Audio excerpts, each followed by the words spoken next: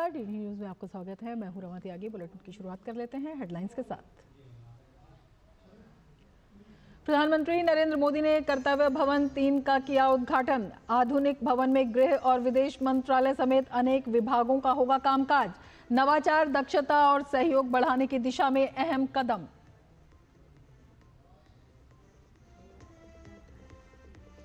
प्रधानमंत्री नरेंद्र मोदी ने उत्तराखंड के सीएम से फोन पर की बात। आपदा से उबरने के लिए हर संभव मदद का दिया भरोसा।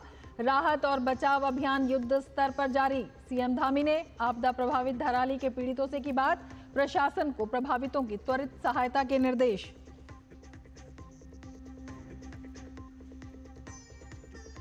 लोकसभा से वाणिज्य पोत परिवहन विधेयक 2024 को हरी झंडी। समुद्र द्वारा माल वहन विधेयक 2025 भी राज्यसभा से पारित।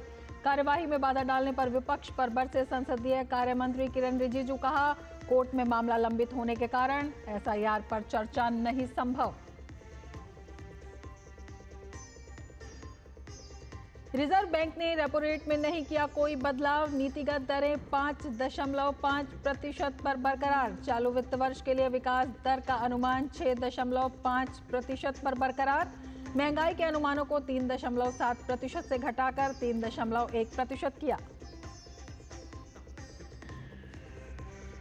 और रूस यूक्रेन शांति वार्ता की नई उम्मीद। मॉस्को पहुंचे डोनाल्ड ट्रंप के विशेष दूत स्टीव विटकॉफ ने राष्ट्रपति पुतिन से की मुलाकात।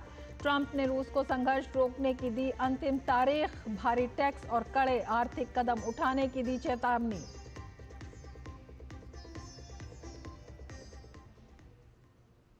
और अब समाचार विस्तार से। प्रधानमंत्री नरेंद्र मोदी ने दिल्ली के कर्तव्य पथ स्थित कर्तव्य भवन 3 का उद्घाटन किया। इस भवन का उद्देश्य प्रशासनिक प्रक्रियाओं को सुव्यवस्थित करने के साथ शासन को अधिक सक्षम बनाना है। ये भवन दिल्ली में फैले विभिन्न मंत्रालयों और विभागों को एक साथ लाकर दक्षता, नवाचार और सहयोग को बढ़ावा देगा। कर्तव्य भवन 3 सेंट्रल विस्टा के व्यापक परिवर्तन की परियोजना का एक हिस्सा है, जो कि सरकार के व्यापक प्रशासनिक सुधार के एजेंडे का प्रतीक है।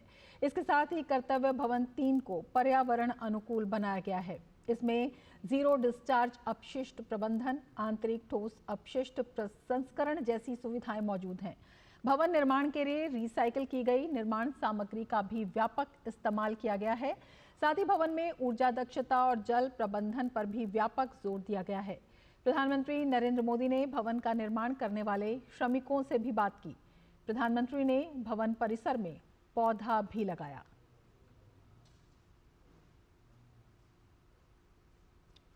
प्रधानमंत्री नरेंद्र मोदी ने दिल्ली के कर्तव्य पथ स्थित कर्तव्य भवन 3 का उद्घाटन किया।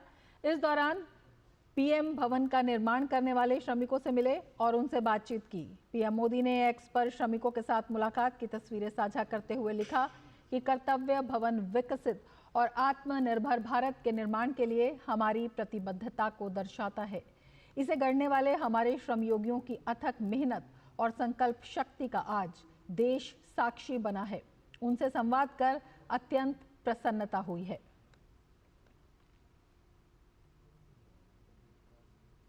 आगे बढ़ते हैं। मुख्यमंत्री पुष्कर सिंह धामी ने धराली में आपदा प्रभावित क्षेत्रों का दौरा किया। राहत कार्यों की समीक्षा भी की।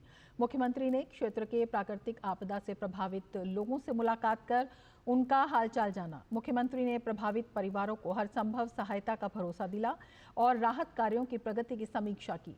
मुख्यमंत्री ने मौके पर तैनात राहत एवं बचाव कार्यों में जुटे कर्मियों से भी भेंट की। उन्होंने अधिकारियों को निर्देश दिए कि राहत सामग्री और सहायता समयबद्ध तरीके से सभी प्रभावितों तक पहुंचे। राहत कार्यों को गति देने के उद्देश्य से 2 हेलीकॉप्टरों के माध्यम से आवश्यक खाद्य सामग्री और राहत सामग्री धराली क्षेत्र में पहुंचाई गई है।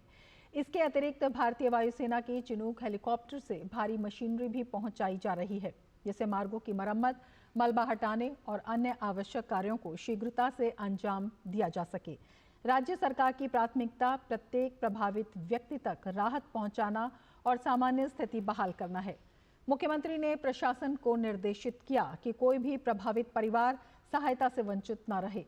सीएम धामी ने बताया कि धराली में सेना के लोगों ने लगभग 190 लोगों को रेस्क्यू किया और सुरक्षित स्थानों पर पहुंचाया। सभी घायलों के स्वास्थ्य की पूरी चिंता की जा रही है।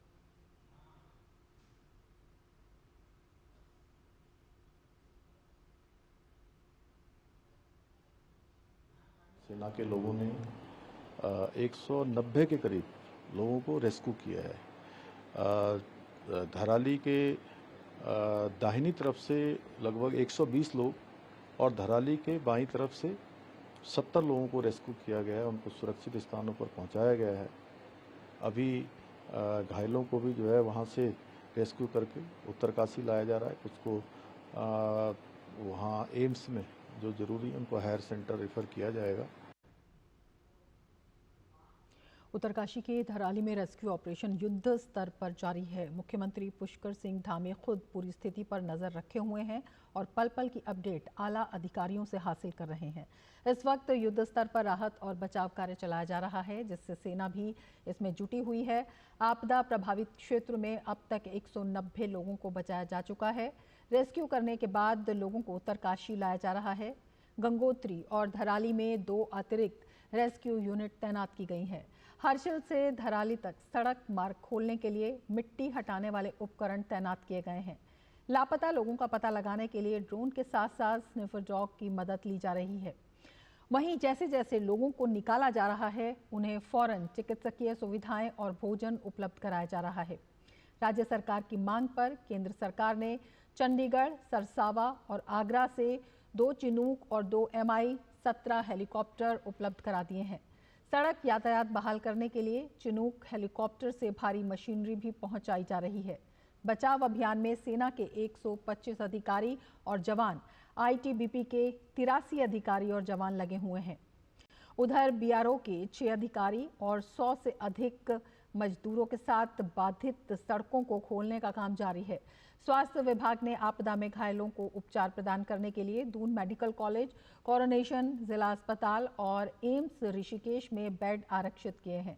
साथ ही विशेषज्ञ डॉक्टरों का भी उत्तरकाशी के लिए रवाना किया जाना लगातार जारी है। विशेष रूप से मनोचिकित्सक भी आपदाग्रस्त क्षेत्र में भेजे गए हैं। इस बीच मौके पर सेना, ITBP के साथ ही SDRF, पुलिस, राजस्व विभाग की टीमें बचाव अभियान में जुटी हुई हैं। प्रशासन ने इंटर कॉलेज हर्षिल, GMBN और झाला में राहत शिविर बनाए हैं। INM और SDRF लिमचगाड में अस्थायी पुल निर्माण में भी जुट गई है। भारतीय सेना ने धराली में बादल फटने से प्रभावित क्षेत्रों में बचाव और राहत अभियान तेज कर दिया है। सेना ने त्वरित और समन्वित मानवीय सहायता और आपदा राहत अभियान यानी HADR शुरू किया है। इसके तहत पैदल सेना और इंजीनियरिंग टीमों सहित 225 से अधिक सैन्य कर्मी खोज, बचाव और राहत कार्यों की जमीनी स्तर पर इसके लिए काम कर रहे हैं। मलबा हटाने और आवाजाही बहाल करने में सहायता के लिए इंजीनियर धराली पहुंच गए हैं। 60 टीमें टेकला के पास रिको रडार के साथ काम कर रही हैं। हर्षिल में स्निफर डॉग तैनात हैं। रेस्क्यू अभियान में तेजी लाने के लिए हर्षिल में सैन्य हेलीपैड चालू है। Chinook, MI-17, ALH helicopter jolly grant, Chandigarh और सरसावा में सैनिकों और सामग्री को हवाई मार्ग से ले जाने के लिए स्टैंड बाय पर हैं। वहीं सेना ने नुकसान की भी जानकारी दी है। धराली में सिविल हेलीपैड भूस्खलन के कारण बंद पड़ा है, लेकिन इस चुनौती के बावजूद सेना बचाव और राहत कार्यों में स्थानीय प्रशासन की सहायता के लिए प्रतिबद्ध है। उत्तरकाशी के धराली में आई त्रासदी को लेकर आपदा कंट्रोल रूम में हुई बैठक के बाद आपदा सचिव विनोद कुमार सुमन ने बताया कि जिन क्षेत्रों में आपदा आने की संभावना है, वहां से लोगों को हटाया गया है और प्रभावितों के लिए रहने के लिए खाने की व्यवस्था की गई है। जब तक स्थिति सामान्य नहीं होगी, तब तक प्रशासन के द्वारा उनकी व्यवस्था की जाएगी। इसके साथ ही 2 लोगों के शव मिलने की सूचना मिली है। रास्ता खोलने की कार्यवाही जारी है। जॉली ग्रांट में कई हेलीकॉप्टर हमारे आर्मी के और हमारे सिविल के आ गए हैं। जो भी हेलीकॉप्टर यहाँ आ गए हैं, सब उड़ने का प्रयास कर रहे हैं। विंडो का इंतजार है, ज्यों ही समय मिलेगा तत्काल वो मौके पर जाएंगे। जिनको हटाया गया है, माननीय मुख्यमंत्री जी द्वारा सभी के लिए रहने खाने की व्यवस्था के लिए कहा गया है। अगर किसी के पास बिस्तर या कोई कपड़े की आवश्यकता है, कंबल वगैरह की आवश्यकता है, उसके लिए भी कहा गया है। और जब तक स्थिति सामान्य नहीं होती है, तब तक प्रशासन उनकी व्यवस्था कराएगा। हमारी मैन पावर और मशीनें तैयार हैं। यहाँ पर चिनूक हेलीकॉप्टर से एक बार में हम बहुत सारे लोगों को भेज सकते हैं, या JCB मशीन या कोई बड़ा कोई सामग्री है उसको हम भेज सकते हैं। और जितने भी आधुनिक उपकरण हो सकते हैं, सभी प्रकार के उपकरणों का हम लोग प्रयोग कर रहे हैं। संसद के दोनों सदनों में विपक्ष का हंगामा जारी है। बार बार के गतिरोध के बीच लोकसभा और राज्यसभा से आज एक विधेयक पारित हो गया, जिसमें लोकसभा में वाणिज्य पोत परिवहन विधेयक 2024 और समुद्र द्वारा माल वहन विधेयक 2025 शामिल है।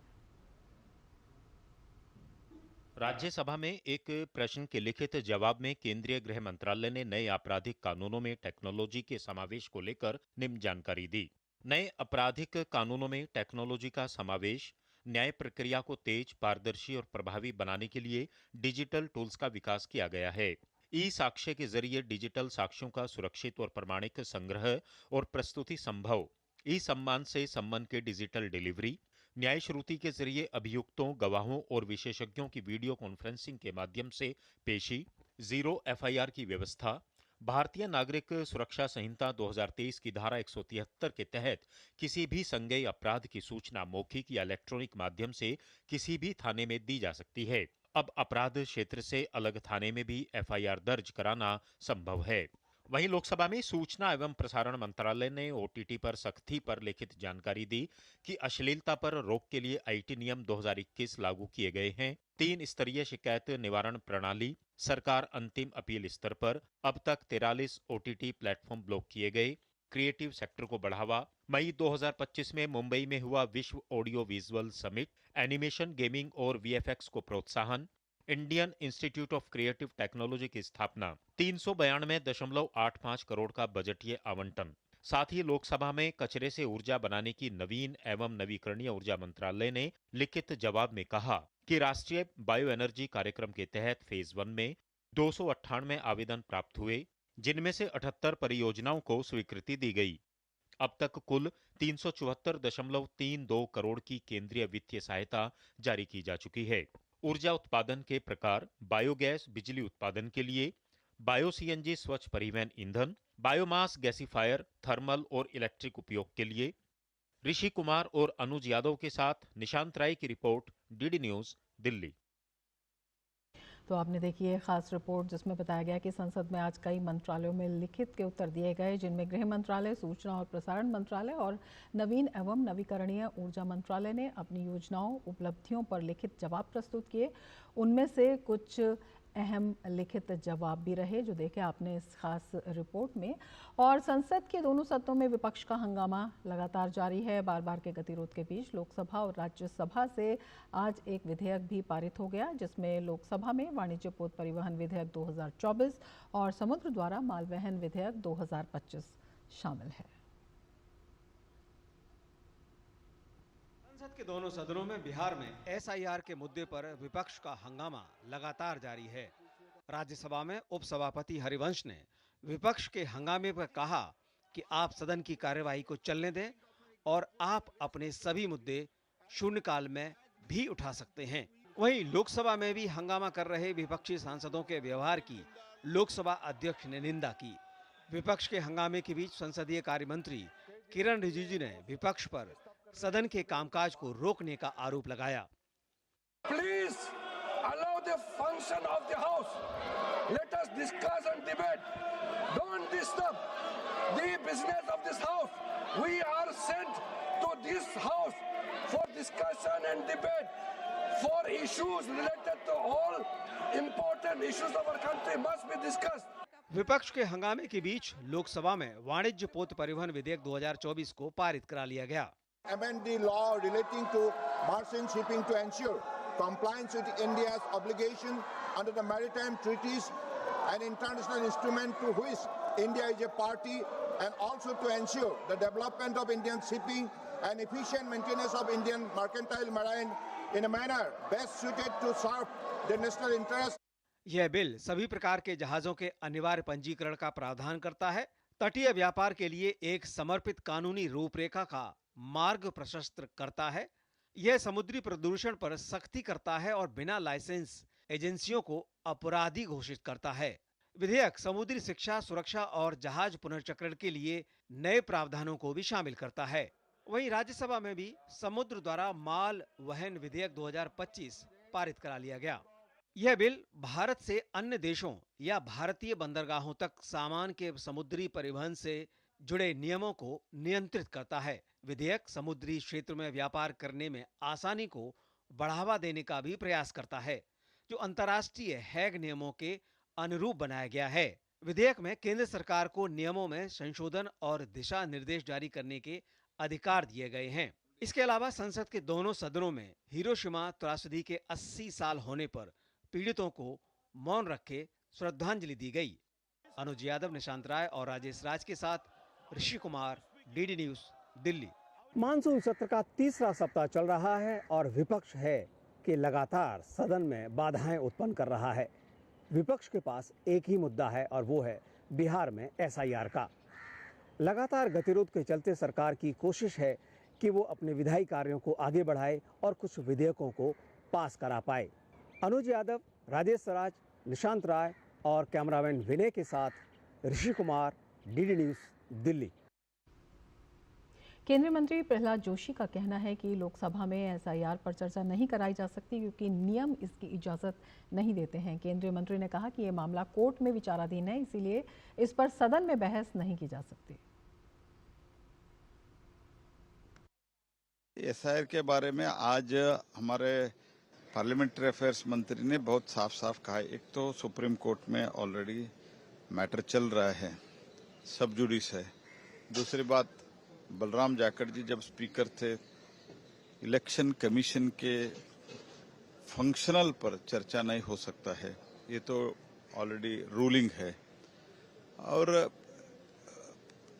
पार्लियामेंट्री अफेयर्स मिनिस्ट्री ये भी क्लैरिफिकेशन किया है कि तो ये कॉन्स्टिट्यूशनल अथॉरिटी ऑटोनोमस बॉडी में चर्चा करते हैं तो उत्तर कौन देगा? ये लोग चुनाव के बारे में, चुनाव कमीशन के बारे में अभी तो एक लॉ है, उसमें अपोजिशन लीडर भी है। उस टाइम क्या था, प्रधानमंत्री स्वयं अपॉइंटमेंट कर देते थे, whether it is Indira Gandhi और नेहरू और Rajiv Gandhi, however it is. Bulletin में फिलहाल लेते हैं एक ब्रेक। आप देखते रहिए डीडी न्यूज।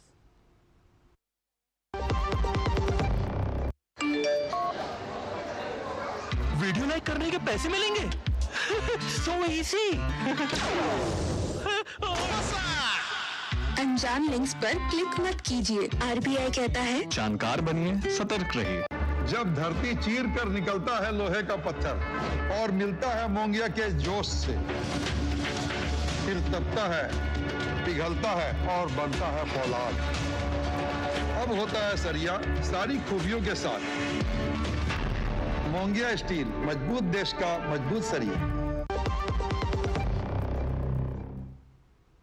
प्रधानमंत्री नरेंद्र मोदी ने देश में कपड़ा क्षेत्र के विकास के बारे में एक लेख साझा किया जो केंद्रीय वस्त्र राज्य मंत्री पवित्रा मार्गेरिटा द्वारा लिखा गया है।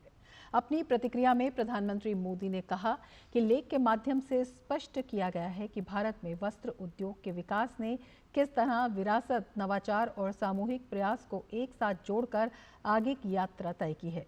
उन्होंने कहा कि देश का हथकरघा क्षेत्र विश्व को प्रेरित करने के लिए तैयार है। पीएम मोदी ने आम नागरिकों से लेख को पढ़ने का आह्वान किया।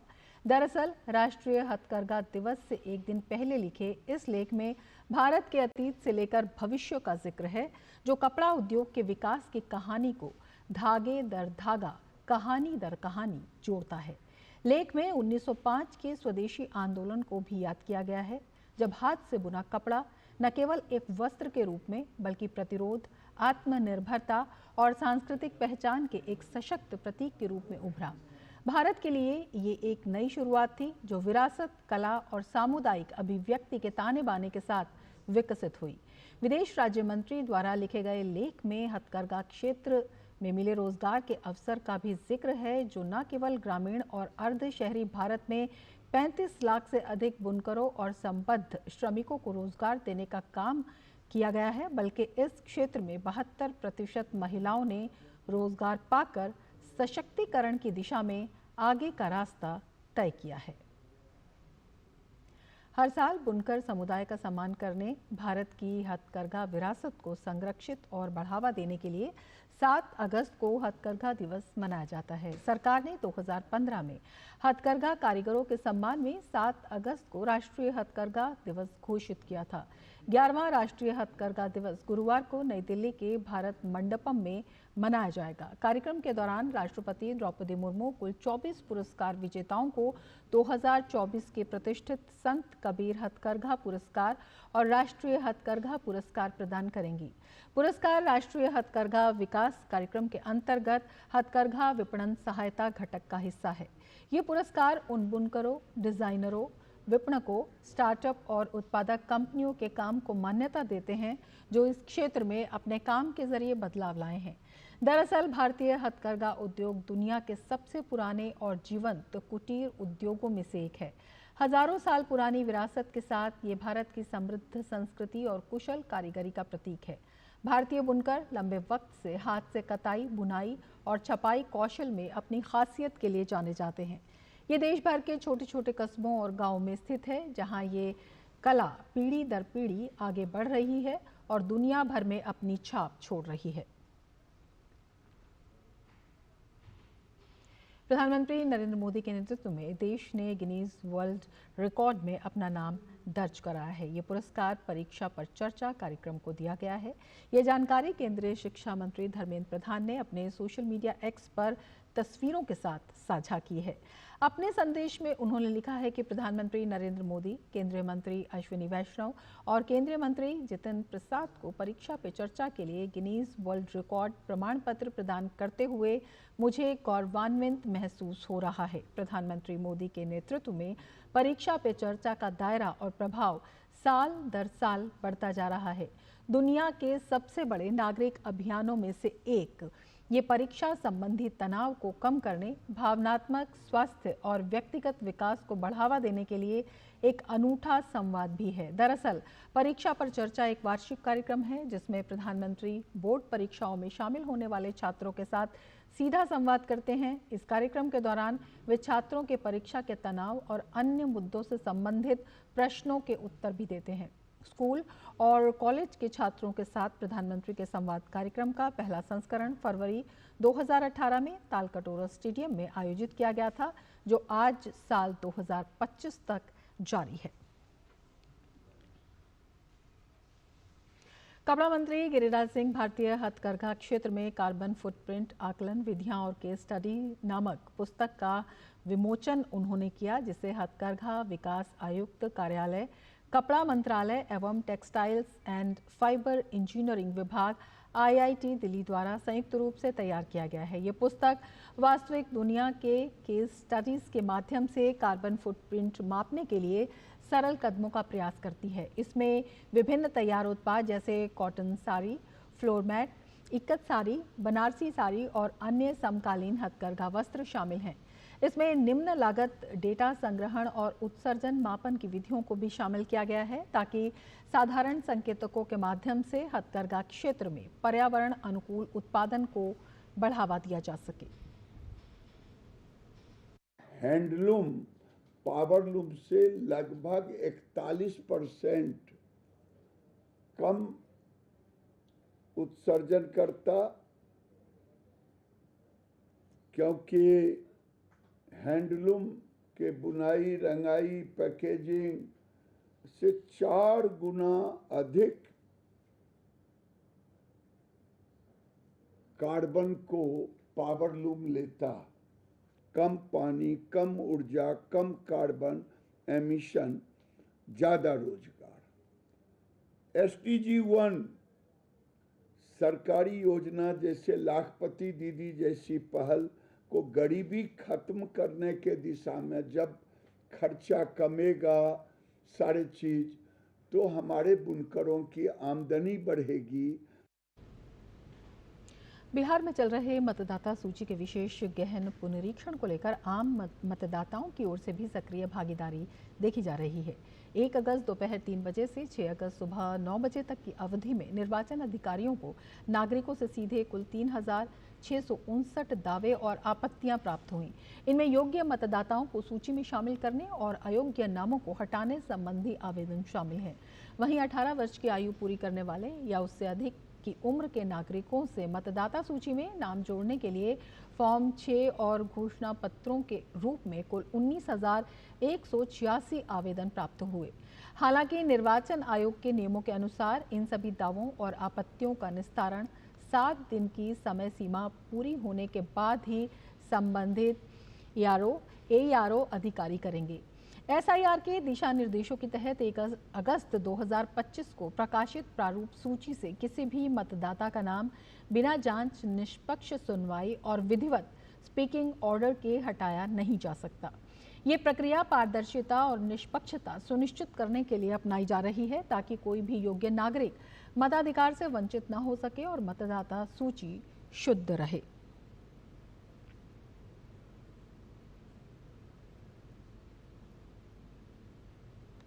उत्तर प्रदेश के बरेली में मुख्यमंत्री योगी आदित्यनाथ ने अपने दौरे के दौरान समाजवादी पार्टी पर निशाना साधा। सीएम योगी ने कहा कि पहले माफिया थानों, तहसीलों, जिले के संसाधनों और गरीबों की जमीनों पर कब्जा कर आम जनता को जीना उनका मुहाल कर देते थे, लेकिन 2017 के बाद राज्य में दंगाई और माफिया गायब हो गए हैं।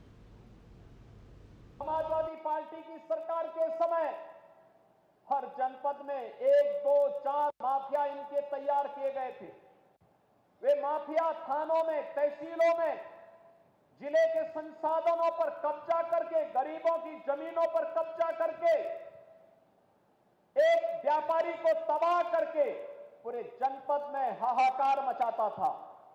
लेकिन 2017 के बाद यही पुलिस आज उन सब दंगाइयों के लिए, उन माफियाओं के लिए जब काल बनकर के टूट पड़ी है, तो आज आप देखते होंगे कि दंगाई और माफिया गायब हो गए हैं। इस दौरान मुख्यमंत्री ने राज्य की पूर्ववर्ती सरकार पर निशाना साधते हुए कहा कि श्रावण मास में कांवड़ यात्रा को बदनाम करने के प्रयास होते थे। सीएम योगी ने कहा कि पहले कांवड़ यात्रा में साजिश रची जाती थी, लेकिन वर्तमान समय में कांवड़ यात्रा शांतिपूर्ण तरीके से संपन्न होती है।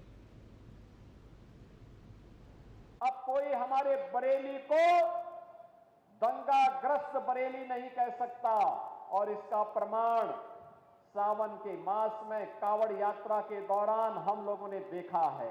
छद्म भेष में ऐसे तत्वों को बीच में भेज करके पूरे माहौल को खराब करने का प्रयास करेंगे, लेकिन समाज की जागरूकता और पुलिस की तत्परता के कारण ऐसे तत्व बेनकाब होते हैं। कांवड़ यात्रा सकुशल संपन्न होती है और बरेली में भी कांवड़ यात्रा सकुशल संपन्न होकर के यहाँ पर नाथ कॉरिडोर में लाखों की संख्या में श्रद्धालु जनों ने जलाभिषेक के कार्यक्रम के साथ जुड़ करके अपनी श्रद्धा को देवादिदेव महादेव के श्री चरणों में समर्पित किया। और बुलेटिन में फिलहाल वक्त है एक ब्रेक का। आप देखते रहिए DD न्यूज। रितेश श्रीवास्तव जी सिर्फ 35 साल की उम्र में अचानक एक बीमारी से चले गए। उनकी टर्म लाइफ इंश्योरेंस के पैसे बच्चों की पढ़ाई और घर खर्च में काम आ सकते हैं। पॉलिसी बाजार ने क्लेम के वक्त फैमिली का पूरा साथ दिया। पॉलिसी बाजार पे 2 करोड़ का टर्म लाइफ इंश्योरेंस सिर्फ 700 रुपए महीने से शुरू। मेरी पसंद, मेरी पसंद, मेरी पसंद, मेरी पसंद, हमारी पसंद, हम सबकी पसंद। मजबूत देश का मजबूत सरिया होंगे स्टील। मोहाली के इंडस्ट्रियल एरिया फेज 9 में आज सुबह एक फैक्ट्री में ऑक्सीजन सिलेंडर फटने के कारण बड़ा हादसा हो गया। फैक्ट्री में हुए धमाके की वजह से 2 लोगों की मौत हो गई, जबकि 3 लोग घायल हो गए। इस हादसे की जानकारी मिलने के बाद प्रशासन मौके पर पहुंचा और राहत और बचाव कार्य शुरू किया। घायलों को मोहाली के फेज 6 स्थित सरकारी अस्पताल में भर्ती कराया गया है और मृतकों के शवों को पोस्टमार्टम के लिए भेज दिया गया है। इसी के साथ फॉरेंसिक टीम भी घटनास्थल पर पहुंचकर जांच में जुटी हुई है और हादसे के कारणों का पता लगाया जा रहा है। सवेरे 9 ਵਜੇ के करीब एक ऑक्सीजन सिलेंडर ਦੇ ਵਿੱਚ ਬਲਾਸਟ ਹੋਇਆ ਜੀ ਇੱਥੇ ਇੰਡਸਟਰੀਅਲ ਏਰੀਆ ਫੇਜ਼ 11 ਦੇ ਵਿੱਚ ਹਾਈਟੈਕ ਕੰਪਨੀ ਦੇ ਵਿੱਚ। ਹਲੇ ਤੱਕ 2 EMPLOYEES ਦੀ ਮੌਤ ਹੋ ਚੁੱਕੀ ਹੈ ਤੇ 3 ਜਣੇ ਇੰਜਰਡ ਸੀਗਾ। छत्तीसगढ़ के बीजापुर जिले में नक्सलियों ने आत्मसमर्पण किया है। सरकार की आत्मसमर्पण नीति से प्रभावित 24 लाख के इनामी 6 समेत 9 नक्सलियों ने सरेंडर किया है। आत्मसमर्पण करने वालों में कई लोग शामिल हैं जो सरकार की आत्मसमर्पण नीति से प्रभावित हैं। बीजापुर के अतिरिक्त पुलिस अधीक्षक रविंद्र कुमार ने कहा कि सरकार की नीति से प्रभावित होकर नक्सली आत्मसमर्पण कर रहे हैं। पुनर्वास और आत्मसमर्पण की नीति के चलते माओवादी भी प्रभावित होकर आत्मसमर्पण कर रहे हैं। इसी क्रम पे आज हमारे समक्ष 9 माओवादी आत्मसमर्पित किए हैं, जिसमें 3 ACM रैंक के साथ साथ 6 इनामी माओवादी हैं तथा इनमें एक महिला माओवादी भी है। जनवरी 2025 से अब तक इनको मिला के 277 माओवादी आत्मसमर्पित कर चुके हैं। पूरे देश में 9 अगस्त को रक्षाबंधन का त्यौहार मनाया जाएगा। इसके लिए राजस्थान के हनुमानगढ़ के डाक विभाग ने राखी वितरण के लिए विशेष तैयारियां की हैं। विभाग ने राखी डाक वितरण दिवस निर्धारित किए हैं ताकि राखियां समय से अपने गंतव्य तक पहुंच सकें। इसके अलावा डाकघरों में पंजीकरण व्यवस्था भी शुरू कर दी गई है। आवश्यकता के अनुसार अतिरिक्त काउंटर भी लगाए जा रहे हैं ताकि बहनों को लंबी कतार में खड़ा ना रहना पड़े। इसके लिए डाक विभाग ने बहनों की राखी को सुरक्षित पहुंचाने के लिए एक लिफाफा भी तैयार किया है। डाक विभाग द्वारा तैयार किए गए ये लिफाफे पूरी तरह से वाटरप्रूफ हैं और ख़ास राखी थीम पर आधारित प्रिंटिंग के साथ उपलब्ध हैं। रक्षाबंधन के पर्व पर भाई बहनों को राखी भेजने के लिए विभाग ने 10 रुपये, 15 रुपये और 30 रुपये की पैकिंग के अंदर लिफाफे उपलब्ध करवाए हैं जो कि वाटरप्रूफ है। तेज गति से डाक वितरण हेतु सभी पोस्टमैन एवं वितरण करने वाले साथियों को निर्देशित कर दिया गया है और ये ध्यान रखा जा रहा है कि रक्षाबंधन से पहले सभी भाइयों को उनकी बहनों की तरफ से भेजी गई राखी समय पर प्राप्त हो सके। हमारी सभी बहनों के लिए ये एक अच्छी व्यवस्था है कि उसके अंदर राखी, रोड़ी, मोड़ी, चंदन सब कुछ रख सकते हैं और अपने भाइयों तक पहुंचा सकते हैं। वो वाटरप्रूफ भी है, उसमें पानी भीगने की कोई वो नहीं है और बारिश हो रही है उस वजह से हमें इस चीज़ की चिंता रहती है कि हमारे भाई तक ये राखी पहुंचेगी या नहीं पहुंचेगी। वो अच्छी तरह से पहुंच सकती है। सरकार ने ये योजना डाक विभाग द्वारा बहुत अच्छी चलाई गई है। इस बार सरकार ने जो पहल एक संचालित की है, जो बहन राखियां अपने भाई को पहुंचाती है उसको सुरक्षित तरीके से कैसे पहुंचाएं, तो केंद्र सरकार ने एक योजना जारी की है वाटरप्रूफ पॉलीथीन की, जिसके अंतर्गत एक बॉक्स है जिसमें वाटरप्रूफ पॉलीथीन का यूज किया गया ताकि बहनें अपने भाइयों को सुरक्षित राखी पहुंचा सके। रक्षाबंधन का त्योहार मानसून के सत्र में आता है, इसलिए डाक विभाग ने महिला सुरक्षित राखियां पहुंचाने के लिए जो वाटरप्रूफ है पॉलीथीन है उसकी योजना शुरू की है ताकि बहनें जो राखियां पहुंचाती है वो उनके भाइयों के पास सही तरीके से सुरक्षित पहुंच सके। और अब वक्त है एक ब्रेक का। आप देखते रहिए डीडी न्यूज।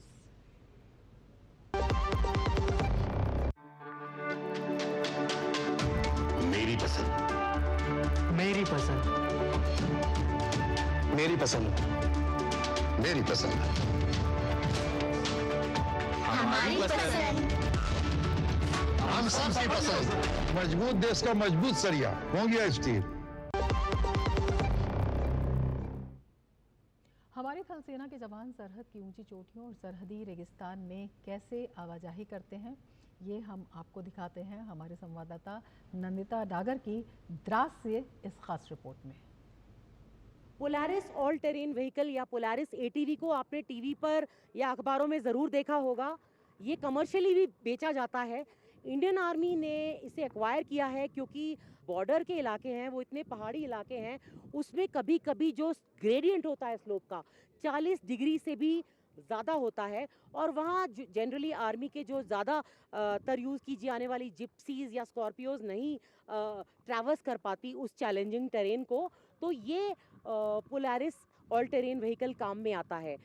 पहले तो ये इंपोर्ट होते थे पोलारिस ATVs, लेकिन अब इन्हें भारत में ही निर्माण किया जाता है। JSW इंडस्ट्रीज़ है वो ये इसका निर्माण करती है। साथ में 200 किलोग्राम का वज़न भी ये उठा सकती है क्योंकि जो सोल्जर्स होते हैं इन्फेंट्री सोल्जर्स उनको बैटल लोड्स भी उठाने पड़ते हैं, जैसे कि उनके राशंस, क्लोथ्स आर्म्स एम्यूनिशन, उनका पर्सनल वेपन, गोला बारूद आदि।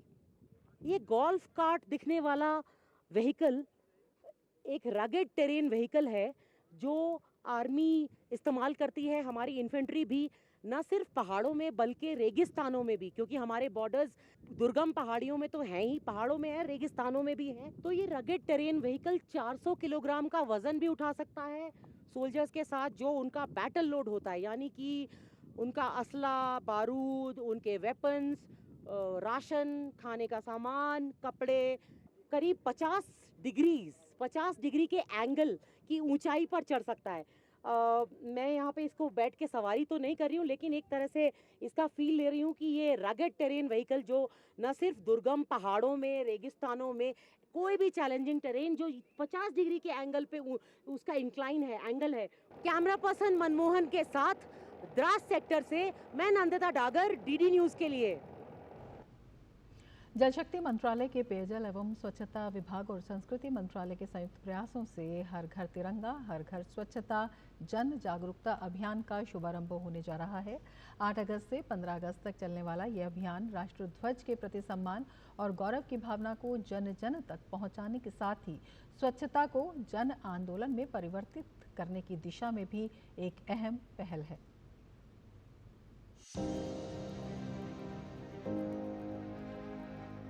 8 अगस्त से शुरू हो रहा है स्वच्छता के जन जागरण का एक नया अभियान, हर घर तिरंगा, हर घर स्वच्छता। स्वतंत्रता का उत्सव स्वच्छता के संग। जल शक्ति मंत्रालय के पेयजल और स्वच्छता विभाग और संस्कृति मंत्रालय ने संयुक्त रूप से इस अभियान को आयोजित किया है। जब तिरंगा फहराया जाए उससे पहले स्वच्छता पूरे गांवों में एक कैंपेन की तरह मुहिम चला के इसको स्वच्छता लाई जाए और सब लोगों की भागीदारी बने और उसके बाद स्वतंत्रता का उत्सव पालन किया जाए।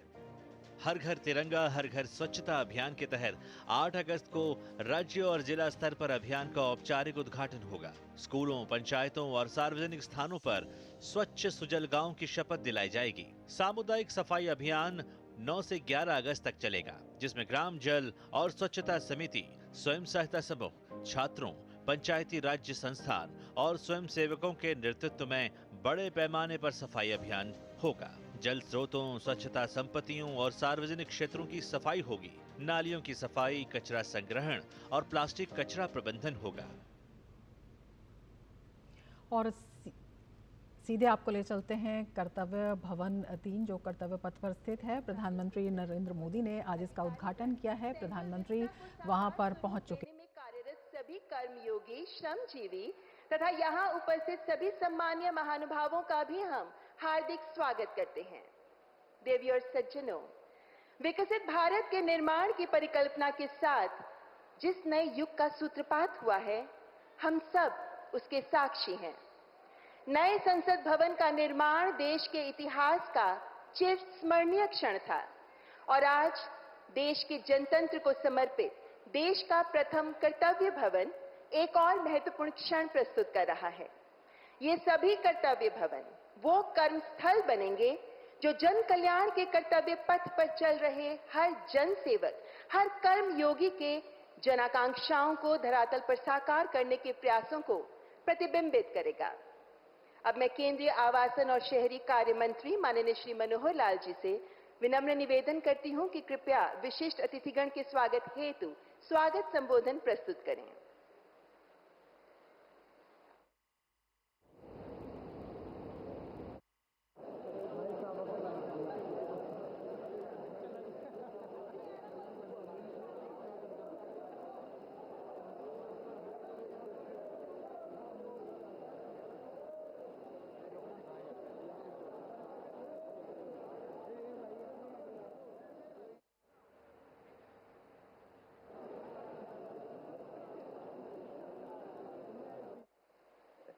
माननीय प्रधानमंत्री जी,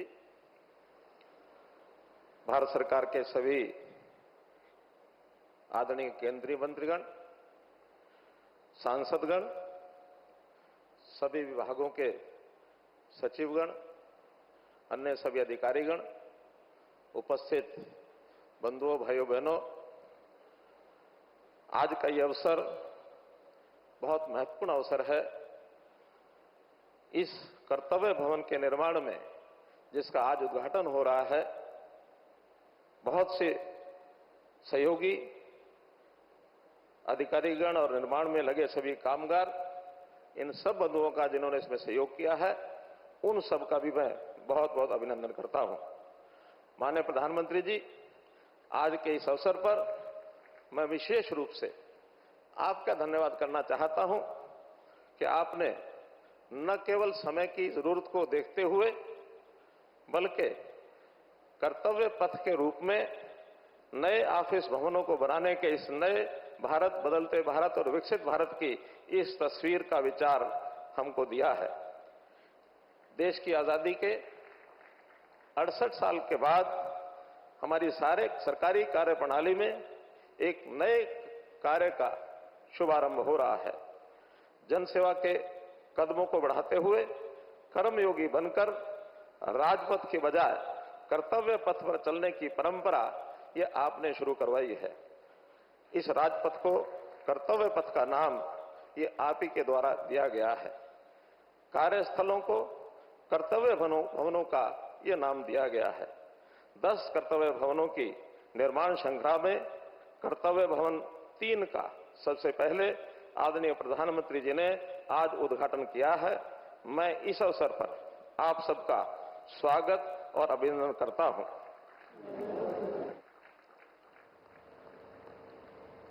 माननीय प्रधानमंत्री जी, इस पूरे नवनिर्मित भवन में भारत की सांस्कृतिक सभ्यता और संस्कार की झलक भी देखने को मिलती है। ये इमारतें आधुनिक भी हैं, सांस्कृतिक भी, ये परिवर्तन और पर्यावरण दोनों के अनुकूल हैं। माननीय प्रधानमंत्री जी, इस पूरे नवनिर्माण में केवल भारत की दक्षता, क्षमता और दूरदृष्टि ही नजर नहीं आती, बल्कि इन इमारतों में विकसित भारत का संकल्प और दुनिया के साथ कदम ताल मिलाने की ताकत भी नजर आती है। माननीय प्रधानमंत्री जी, ये भवन 1,50,000 वर्ग मीटर क्षेत्र में फैला है, जिसमें 2 बेसमेंट और 6 मंजिलें हैं।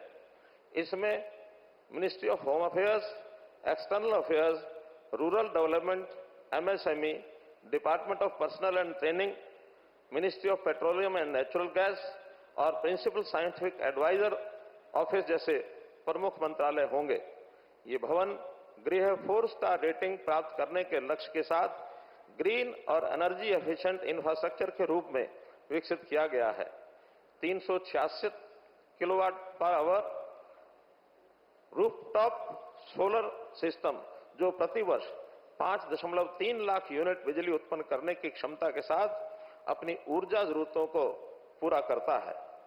परिवर्तन के इस समय में प्रकृति और पर्यावरण का भी हमने पूरा ध्यान रखा है। यहाँ रेन वाटर हार्वेस्टिंग सिस्टम भी लगाया गया है, जिसकी क्षमता 740 KLD है और यहाँ पानी पीने के भी ये योग्य होगा। स्वच्छ भारत मिशन के तहत इसमें सॉलिड वेस्ट मैनेजमेंट का भी प्रावधान किया गया है। Advanced fire safety, natural light और वेंटिलेशन के लिए कोर्टयार्ड बेस्ड डिजाइन और आधुनिक IT रेडी इंफ्रास्ट्रक्चर इस भविष्य की आवश्यकता के अनुरूप बनाता है। ये सभी भवन न केवल आज को देखकर बल्कि आने वाले कल की जरूरतों को भी ध्यान में रखकर बनाए गए हैं। माननीय प्रधानमंत्री जी, ये कर्तव्य भवन आत्मनिर्भर भारत की आकांक्षाओं, आने वाली पीढ़ी की अपेक्षाओं और विकसित भारत के सपने की एक तस्वीर है।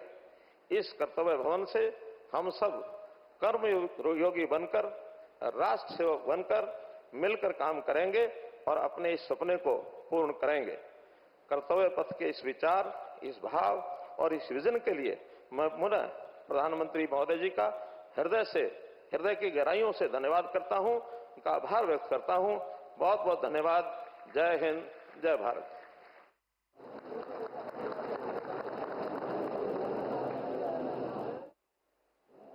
आपका हार्दिक आभार माननीय मंत्री जी। देवी और सज्जनों, माननीय प्रधानमंत्री जी का सिटीजन सेंट्रिक गवर्नेंस का दृष्टिकोण कर्तव्य भवन में भी परिलक्षित होता है, जो सरकार के व्यापक प्रशासनिक सुधार के एजेंडे को ही प्रस्तुत करता है। कॉमन सेंट्रल सेक्रेटेरिएट भवनों में से ये पहला भवन है। उद्देश्य यही है कि एफिशिएंसी, इनोवेशन और कोलैबोरेशन पर आधारित एक ऐसा इकोसिस्टम तैयार किया जाए जिससे प्रशासनिक कार्यक्षमता को बढ़ावा मिल सके। इसी विजन को हम आपके समक्ष प्रस्तुत कर रहे हैं। आइए देखते हैं ये शॉर्ट फिल्म।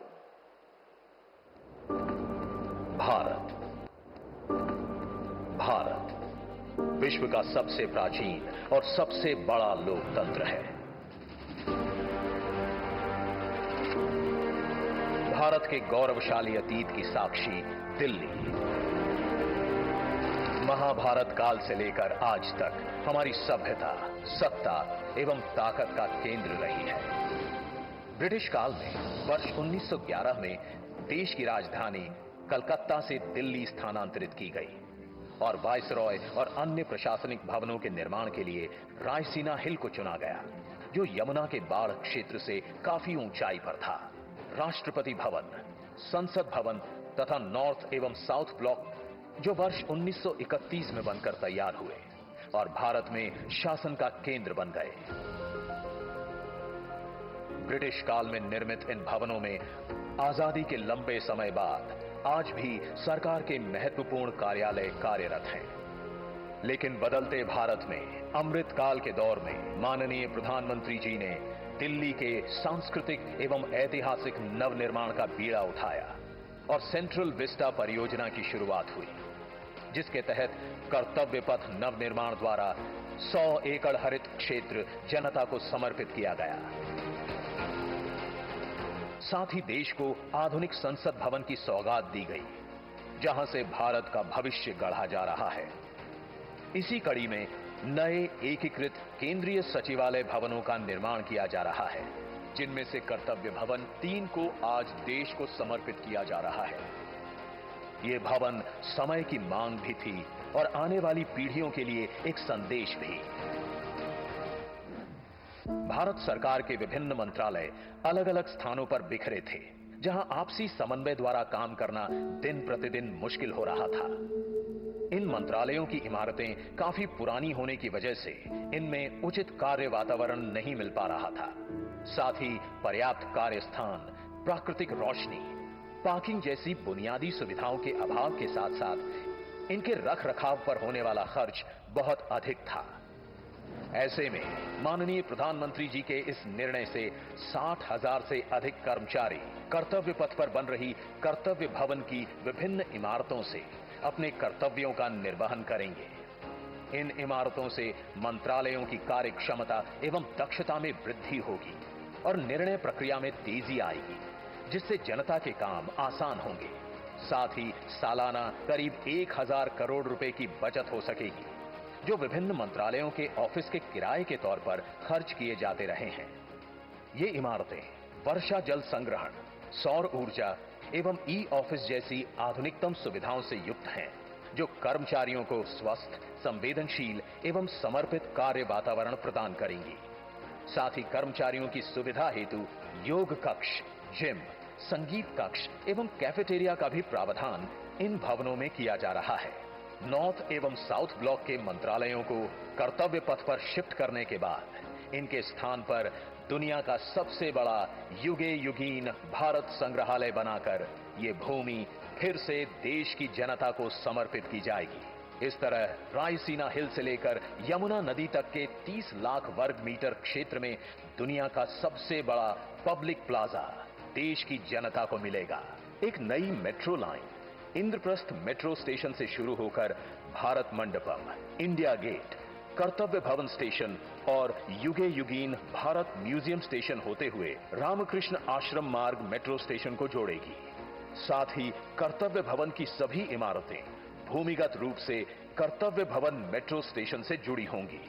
इस तरह ये पूरा क्षेत्र एक आधुनिक एवं समग्र दिल्ली मेट्रो नेटवर्क एवं नमो भारत रेल नेटवर्क के माध्यम से जुड़ा होगा, जो न केवल राष्ट्रीय राजधानी क्षेत्र को जोड़ेगा, बल्कि एयरपोर्ट एवं नई दिल्ली रेल इंटरफेस के माध्यम से देश दुनिया को निर्बाध रूप से जोड़ते हुए दिल्ली को विश्व की श्रेष्ठ राजधानी बनाने की दिशा में एक महत्वपूर्ण प्रयास होगा। देश की राजधानी का ये ऐतिहासिक कायाकल्प विकसित भारत की नव आकांक्षाओं को साकार करने की दिशा में एक निर्णायक कदम साबित होगा। आज दिल्ली अतीत की गरिमा एवं भविष्य के संकल्प को एक साथ लिए आधुनिक भारत के नवनिर्माण एवं युग परिवर्तन की कहानी बन रही है। माननीय प्रधानमंत्री जी के विकसित भारत के संकल्प को साकार करने की दिशा में देश तैयार है एक ऊंची उड़ान के लिए।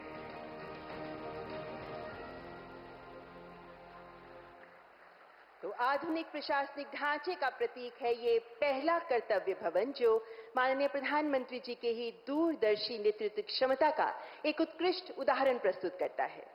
अंत्योदय से राष्ट्रोदय की संकल्पना को साकार करते मां भारती की सेवा में समर्पित, मन, वचन और कर्म से सदैव देशवासियों की सेवा में तत्पर रहने वाले परम श्रद्धेय आदरणीय प्रधानमंत्री जी से मैं करबद्ध आग्रह करती हूं कि कृपया अपने आशीर्वचनों से हमारा मार्गदर्शन करें।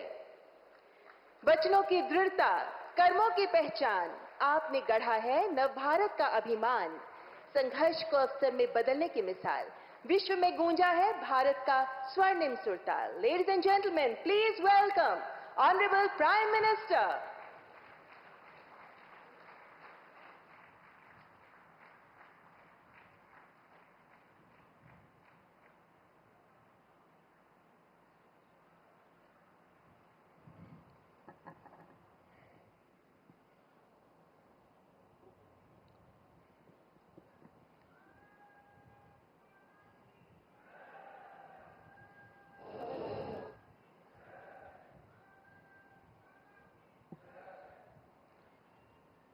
केंद्र सरकार में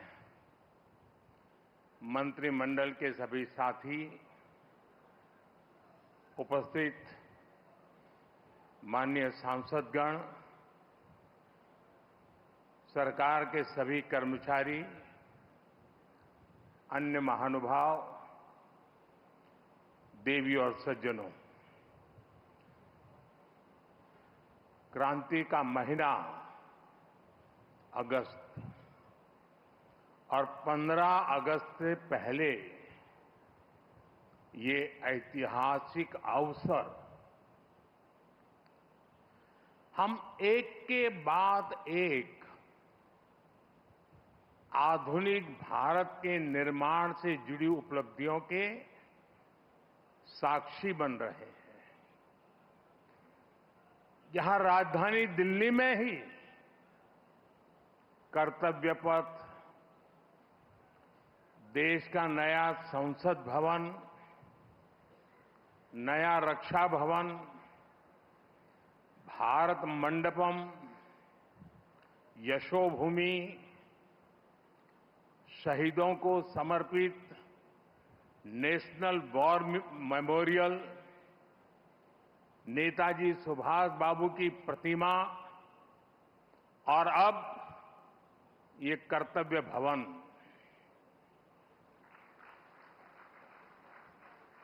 ये केवल कुछ नए भवन और सामान्य इंफ्रास्ट्रक्चर नहीं है। अमृत काल में इन्हीं भवनों में विकसित भारत की नीतियां बनेगी, विकसित भारत के लिए महत्वपूर्ण निर्णय होंगे। आने वाले दशकों में यहीं से राष्ट्र की दिशा तय होगी। मैं आप सभी को और सभी देशवासियों को कर्तव्य भवन की बहुत बहुत बधाई देता हूं। मैं इसके निर्माण से जुड़े सभी इंजीनियर्स और सभी श्रमिक साथियों का भी आज इस मंच से धन्यवाद करता हूं।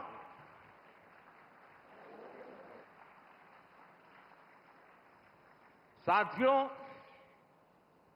हमने इस इमारत को बहुत मंथन के बाद कर्तव्य भवन नाम दिया है। कर्तव्य पथ, कर्तव्य भवन, ये नाम हमारे लोकतंत्र की, हमारे संविधान की मूल भावना का उद्घोष करते हैं।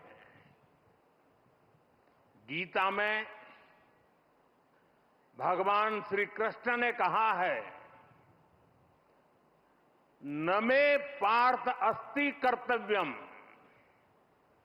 त्रिषु लोकेषु किंचन नानवाप्तम अवाप्तव्यम वर्त एव च कर्मणि। अर्थात हमें क्या प्राप्त करना है, क्या प्राप्त नहीं करना है, इस सोच से ऊपर उठकर हमें कर्तव्य भाव से कर्म करना चाहिए।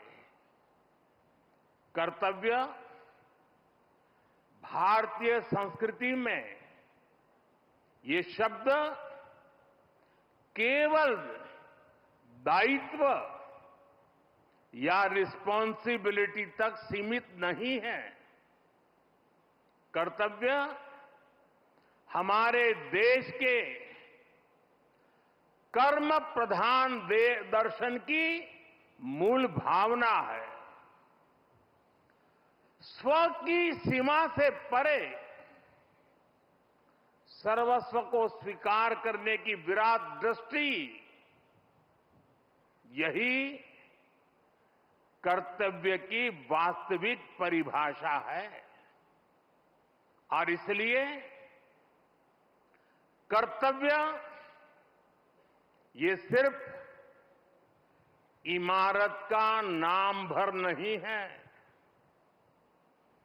ये करोड़ों देशवासियों के सपनों को साकार करने की तपोभूमि है।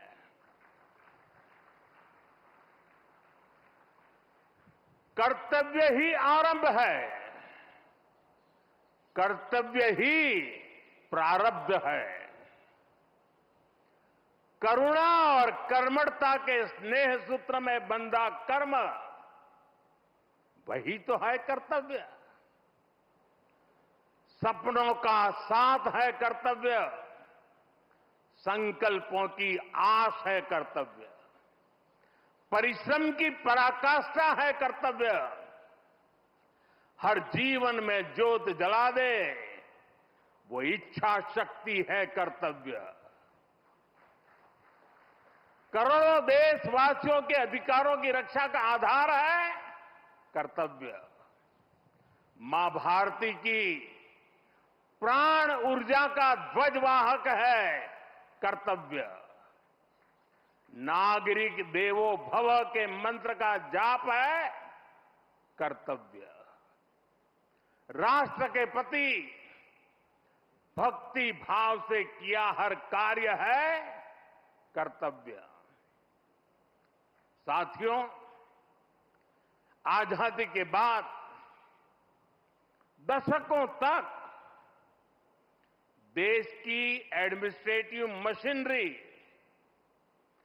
उन बिल्डिंगों से चलाई जाती रही है जो ब्रिटिश शासनकाल में बनी थी।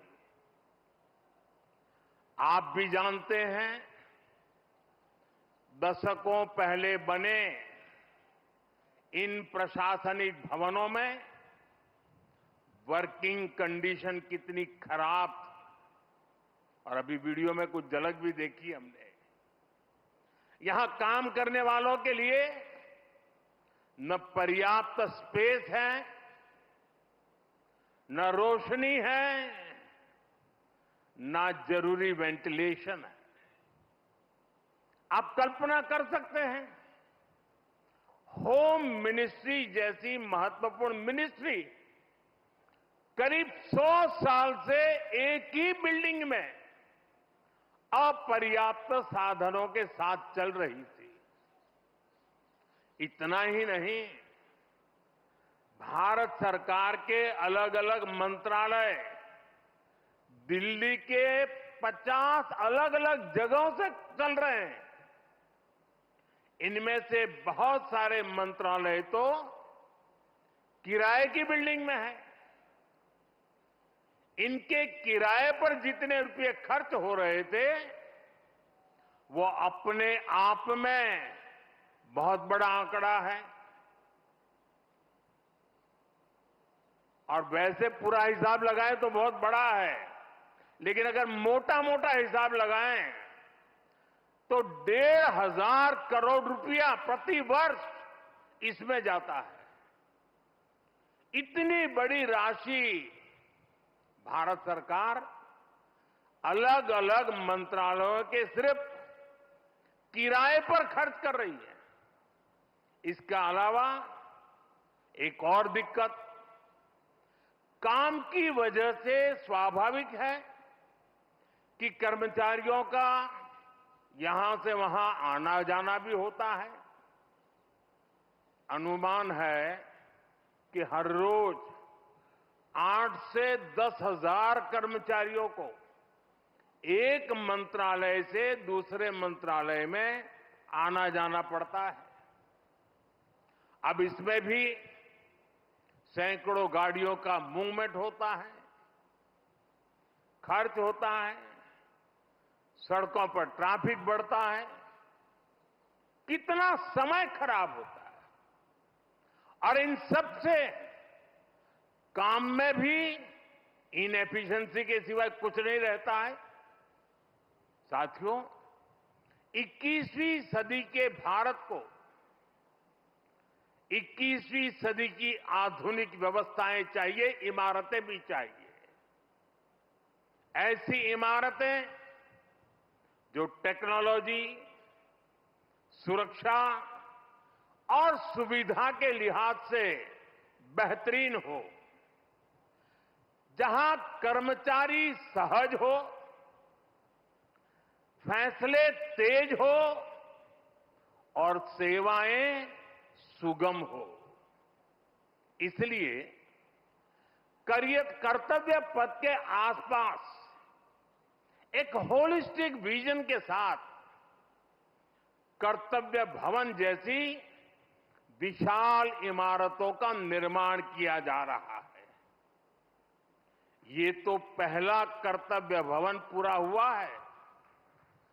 अभी कई कर्तव्य भवनों का निर्माण तेजी से चल रहा है।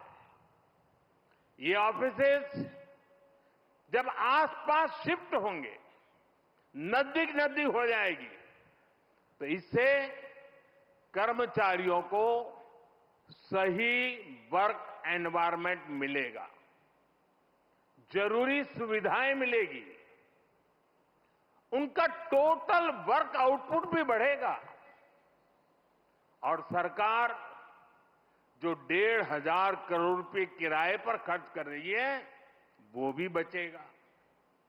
साथियों, कर्तव्य भवन की ये भव्य बिल्डिंग, ये सभी प्रोजेक्ट्स, नए डिफेंस कॉम्प्लेक्स, देश के तमाम बड़े इंफ्रास्ट्रक्चर प्रोजेक्ट्स, ये देश को पेश का सबूत तो है ही, ये भारत के वैश्विक विजन का प्रतिबिंब भी है। हम दुनिया को जो विजन दे रहे हैं, भारत खुद उन्हें किस तरह अंगीकार कर रहा है, ये हमारे इंफ्रास्ट्रक्चर डेवलपमेंट में दिखाई दे रहा है। हमने दुनिया को मिशन लाइफ दिया, हमने वन अर्थ, वन सन, वन ग्रिड का आइडिया विश्व के सामने रखा। ये वो विजन है जिनसे मानवता के भविष्य की उम्मीद जुड़ी है। आज आप देख सकते हैं, कर्तव्य भवन जैसे हमारे आधुनिक इंफ्रास्ट्रक्चर, ये ऐसे इंफ्रास्ट्रक्चर हैं जिनकी आत्मा प्रो पीपल है और इनका स्ट्रक्चर प्रो प्लेनेट है। कर्तव्य भवन में भी रूफटॉप पर सोलर पैनल्स लगाए गए हैं। वेस्ट मैनेजमेंट के लिए एडवांस सिस्टम को इसमें इंटीग्रेट किया गया है। ग्रीन बिल्डिंग्स का विजन अब भारत में विस्तार ले रहा है। साथियों, हमारी सरकार एक होलिस्टिक विजन के साथ भारत के नवनिर्माण में जुटी है। देश का कोई भी हिस्सा आज विकास की धारा से अछूता नहीं है। अगर दिल्ली में संसद की नई इमारत बनी है तो देश में 30,000 से ज्यादा पंचायत भवन भी बने हैं। आज यहां एक और कर्तव्य भवन जैसी बिल्डिंग बन रही है तो साथ ही गरीबों के लिए 4 करोड़ से ज्यादा पक्के घर भी बनाए गए हैं। यहां नेशनल वॉर मेमोरियल बना है, पुलिस मेमोरियल बना है, तो देश में 300 से ज्यादा नए मेडिकल कॉलेज भी बनाए गए। यहां भारत मंडपम बना है तो देश में 1300 से ज्यादा नए अमृत भारत रेलवे स्टेशन भी बनाए जा रहे हैं। यहां बने यशोभूमि की भव्यता पिछले 11 साल में बने करीब 90 नए एयरपोर्ट में भी नजर आती है। साथियों, महात्मा गांधी कहते थे, अधिकार और कर्तव्य एक दूसरे से जुड़े हुए हैं। कर्तव्य के पालन से ही हमारे अधिकारों को बल मिलता है। हम नागरिक से कर्तव्य की अपेक्षा रखते हैं, लेकिन सरकार के तौर पर हमारे लिए भी कर्तव्य सर्वोपरि है। और जब कोई सरकार अपने कर्तव्यों को गंभीरता से पूरा करती है तो वो गवर्नेंस में भी नजर आता है। आप सभी जानते हैं, पिछला 1 दशक देश में गुड गवर्नेंस का दशक रहा है। गुड गवर्नेंस और विकास की धारा रिफॉर्म्स की गंगोत्री से ही निकलती है। रिफॉर्म्स एक कंसिस्टेंट और टाइम बाउंड प्रोसेस है। इसलिए देश ने लगातार बड़े रिफॉर्म्स किए हैं। हमारे रिफॉर्म्स कंसिस्टेंट भी हैं, डायनेमिक भी हैं और दूरदर्शी भी हैं। सरकार और जनता के बीच संबंधों को बेहतर बनाना, ईज ऑफ लिविंग को बढ़ाना, वंचितों को वरीयता, महिलाओं का सशक्तिकरण, सरकार की कार्यप्रणाली को बेहतर बनाना, देश लगातार इस दिशा में इनोवेटिव तरीके से काम कर रहा है। हमें गर्व है कि पिछले 11 साल में देश ने एक ऐसी शासन प्रणाली विकसित की है जो पारदर्शी है, संवेदनशील है और सिटीजन सेंट्रिक है। साथियों, मैं दुनिया के जिस भी देश में जाता हूं वहां जनधन, आधार और मोबाइल जेम ट्रिनिटी की बहुत चर्चा होती है। दुनिया भर में उसकी प्रशंसा होती है।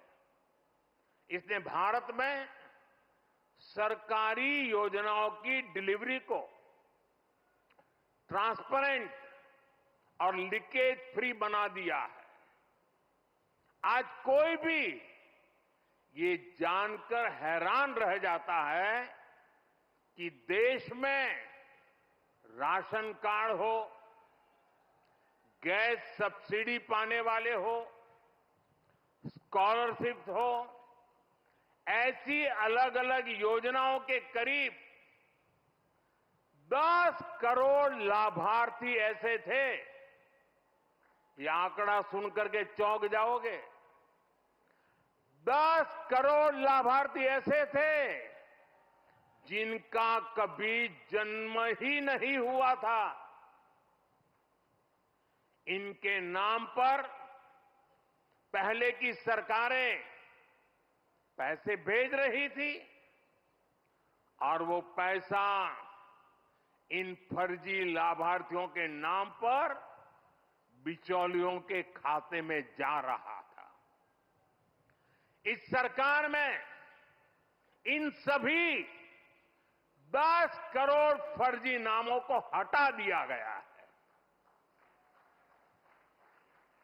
और अभी ताजा आंकड़ा है कि इससे देश के 4,30,000 करोड़ रुपए से ज्यादा 4,30,000 करोड़ रुपए से ज्यादा ये पैसे गलत हाथों में जाने से बचे हैं।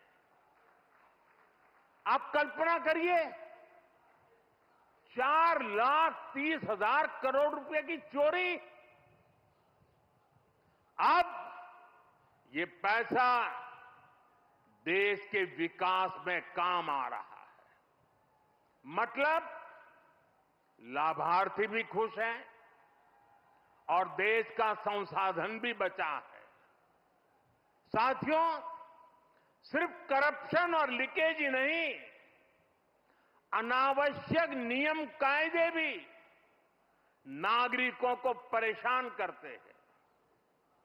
इनसे सरकार की डिसीजन मेकिंग प्रोसेस स्लो होती थी। इसलिए हमने 1500 से ज्यादा पुराने कानून समाप्त कर दिए।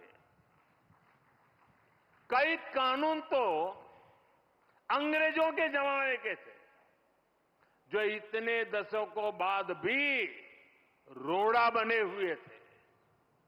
हमारे यहां कानूनों के कंप्लायंस का भी बहुत बड़ा बर्डन रहा है। कोई भी काम शुरू करना हो तो दर्जनों कागज देने पड़ते थे। पिछले 11 साल में 40,000 से अधिक कंप्लायंसेस को खत्म कर दिया गया है और ये काम अभी पूरा नहीं हुआ है, अभी भी लगातार जारी है। साथियों, यहां भारत सरकार के वरिष्ठ सचिव भी मौजूद है। आप इस बात से परिचित है कि पहले कितने विभागों और मंत्रालयों में किस तरह जिम्मेदारियों और अधिकारों की ओवरलैपिंग होती थी। इससे डिसीजंस अटक जाते थे, काम अटक जाता था। हमने अलग अलग विभागों को जोड़कर डुप्लीकेशन खत्म किया। कुछ मंत्रालय को मर्ज किया गया। जहां जरूरत थी वहां नए मंत्रालय भी बनाए गए। वाटर सिक्योरिटी सुरक्षित करने के लिए जल शक्ति मंत्रालय बना। सहकारिता आंदोलन को सशक्त करने के लिए सहकारिता मंत्रालय बना। पहली बार फिशरीज का अलग मंत्रालय बनाया गया। हमारे नौजवानों के लिए स्किल डेवलपमेंट मिनिस्ट्री बनी। इन फैसलों से आज सरकार की एफिशिएंसी भी बढ़ी है, डिलीवरी भी तेज हुई है।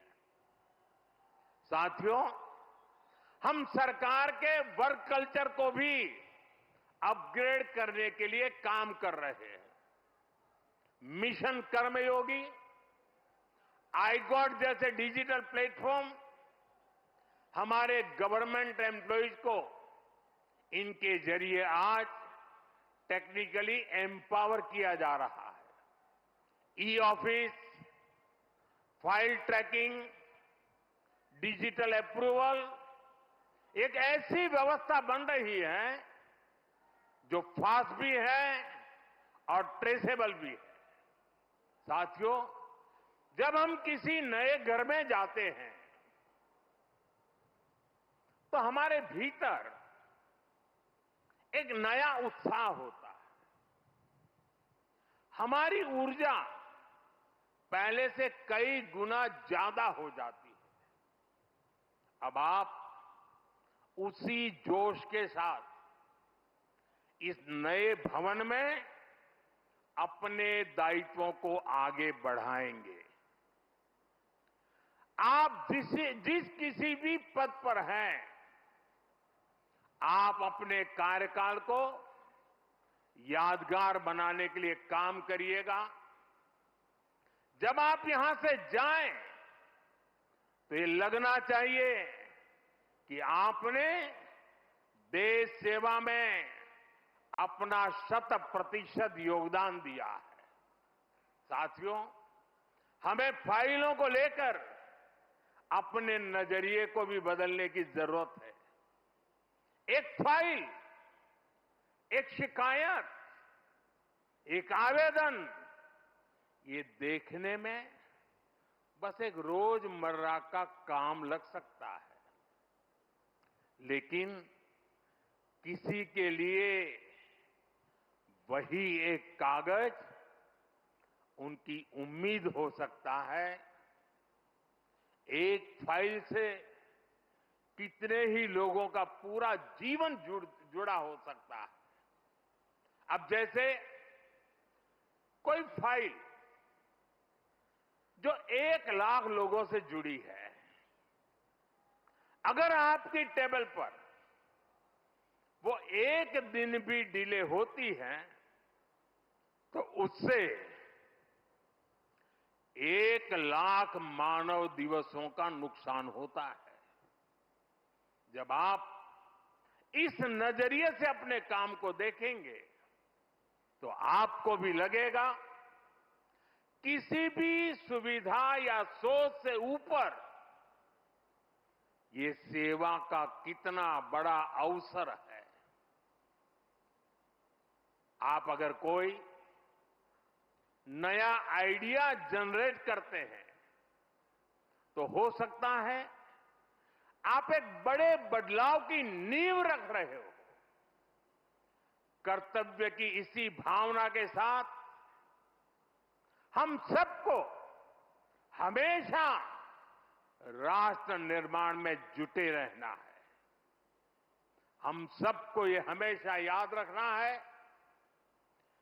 कर्तव्य की कोख में ही पलते हैं विकसित भारत के सपने। साथियों, वैसे आज ये आलोचना का अवसर नहीं है, लेकिन ये अवसर आत्ममंथन का जरूर है। कितने ही देश जो हमारे साथ साथ आजाद हुए थे, वो इतनी तेजी से आगे बढ़ गए, लेकिन भारत तब उस गति से आगे नहीं बढ़ पाया। अनेक वजह रही होगी, लेकिन अब हमारा दायित्व है कि हम समस्याओं को आने वाली पीढ़ियों के लिए छोड़ करके न जाएं। पुराने भवनों में बैठकर हमने जो निर्णय लिए, जो नीतियां बनाई, उनसे 25 करोड़ देशवासियों को गरीबी से निकालने का हौसला मिला। 25 करोड़ लोगों का गरीबी से बाहर आना ये एक बहुत बड़ी सिद्धि है। लेकिन मैं हर काम के बाद भी कुछ न कुछ नया ही सोचता रहता। अब नए भवनों में ज्यादा एफिशिएंसी के साथ हमारी एफिशिएंसी बढ़ा करके जितना ज्यादा हम देश को दे सकते हैं उस मिजाज से इस नए भवन में हम वो काम करके दिखाएंगे कि भारत को गरीबी से पूरी तरह मुक्त करना है।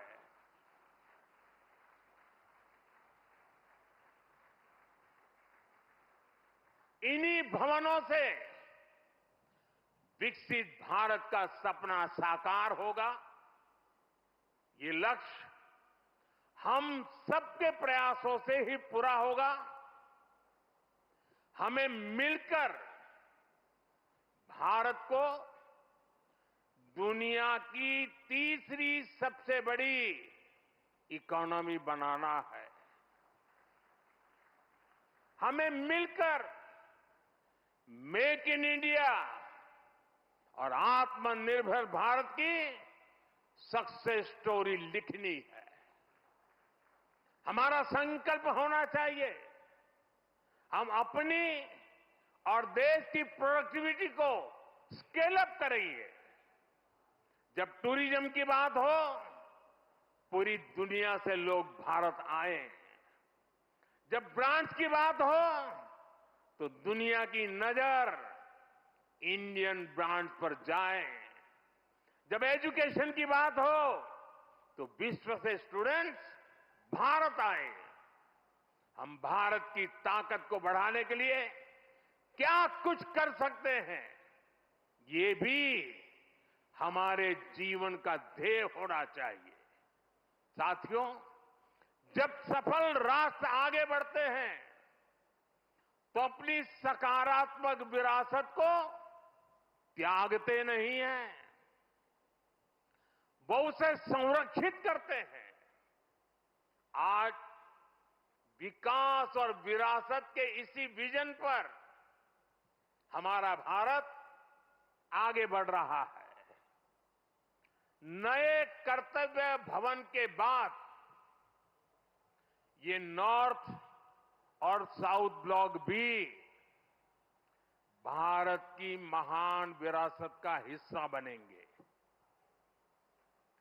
नॉर्थ और साउथ ब्लॉक को देश की जनता के लिए युगे युगीन भारत इस संग्रहालय के रूप में बदला जा रहा है।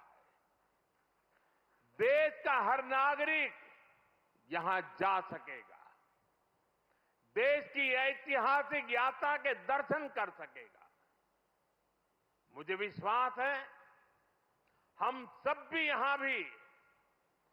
सब यहां की विरासत को, यहां की प्रेरणाओं को साथ लेकर कर्तव्य भवन में प्रवेश करेंगे। मैं एक बार फिर देशवासियों को कर्तव्य भवन की बहुत बहुत बधाई देता हूं। बहुत बहुत धन्यवाद।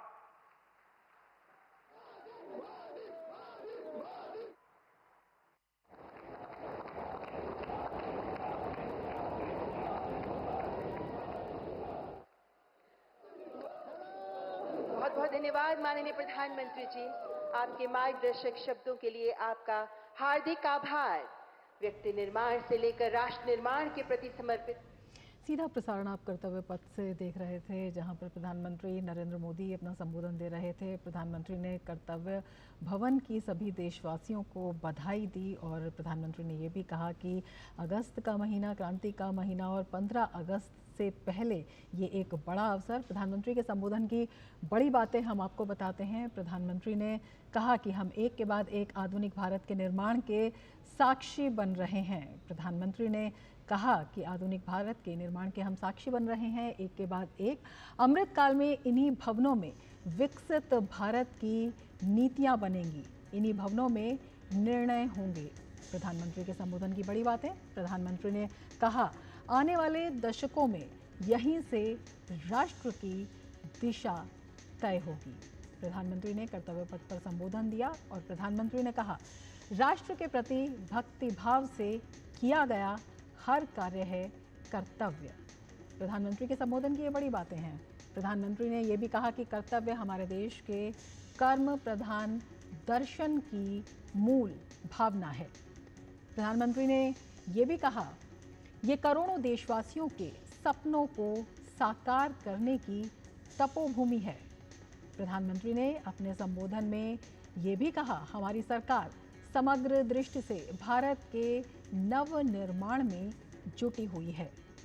प्रधानमंत्री ने कहा, देश का कोई भी हिस्सा आज विकास की धारा से अछूता नहीं है।